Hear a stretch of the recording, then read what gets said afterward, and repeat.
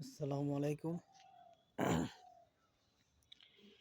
আব্দুল কাদের Dhaka BD চ্যানেলের পক্ষ থেকে আপনাদের সবাইকে জানাচ্ছি আন্তরিক শুভেচ্ছা এবং অভিনন্দন। আজকে ফেব্রুয়ারির 10 তারিখ।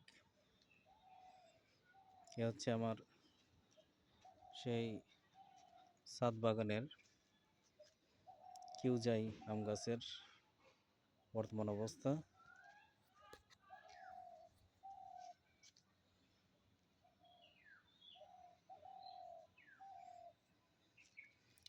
ছোট্ট গাছটিতে একেবারে মুকুলে ছেয়ে গেছে। গাছটি ভর্তি শুধু মুকুল আর মুকুল।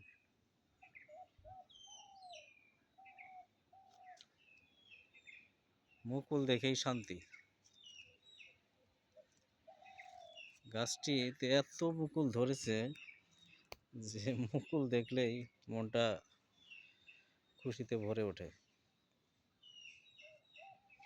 দেখেন এই ছোট্ট গাছটিতে কত মুকুল, মানে মুকুল আসার আর একটু জায়গাও আর ফাঁকা নেই।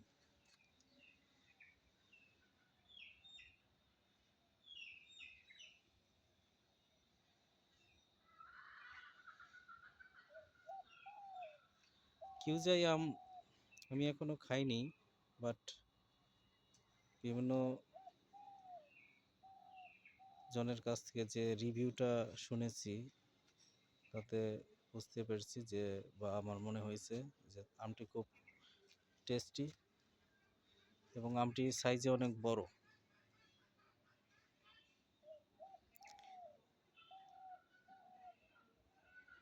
ওকে, আমার আরও আছে কিউজাই আরেকটা আম গাছ দেখাচ্ছি আপনাদেরকে এই ছাদেই। ওকে, একটু এই যে দেখেন, এইটাও কিউজাই আম গাছ, ছোট্ট হাফ ড্রামে রোপণ করছি।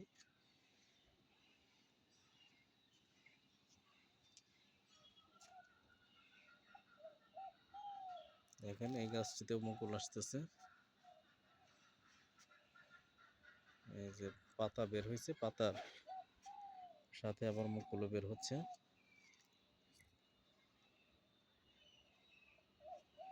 এখনো সবগুলো মুকুল বের হয়নি, বাট বের হওয়ার পথে আছে অনেক।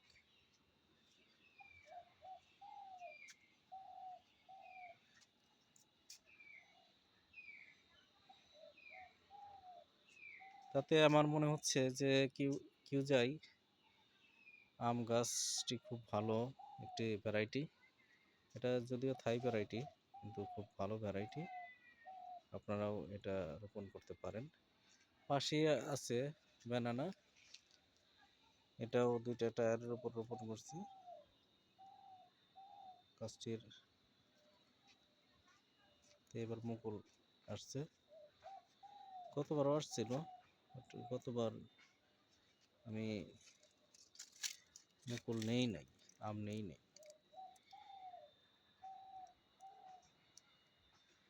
মুকুল আরও আসতেছে,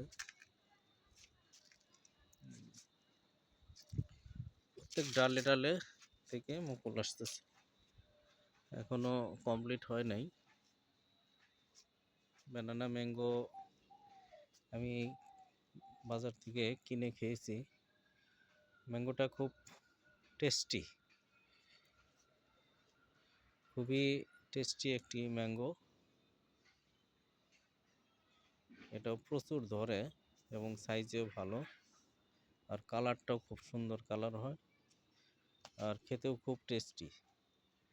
আপনারা চাইলে এরকম একটি বা একাধিক ব্যানানা ম্যাঙ্গো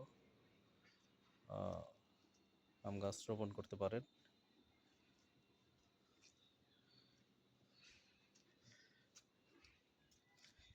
এখানে ছাদে অল্প একটু মাটিতে রোপণ করছি, সেজন্য গাছটিও ছোট এবং অল্প পরিমাণ মুকুল আসতেছে, মানে গাছের সাইজ অনুযায়ী মুকুল ঠিক আছে, পর্যাপ্ত, বাট গাছের মাটি অল্প, তারপরে যত্ন অল্প, অল্প মাটিতে আর কতটুকুই কি করা যায়। মানে বেশি মাটিতে রোপণ করলে এটার ফলন আরও বেশি হবে। যাই হোক, আপনাদের সবাইকে ধন্যবাদ। এই ভিডিওটি দেখার জন্য ধন্যবাদ। পাশেই আছে এটা চেরি, এ বিষয়ে আমি পরবর্তীতে আপডেট দিব। তবে এই ভিডিওটি দেখার জন্য আপনাদের সবাইকে জানাচ্ছি আবারও ধন্যবাদ এবং অভিনন্দন।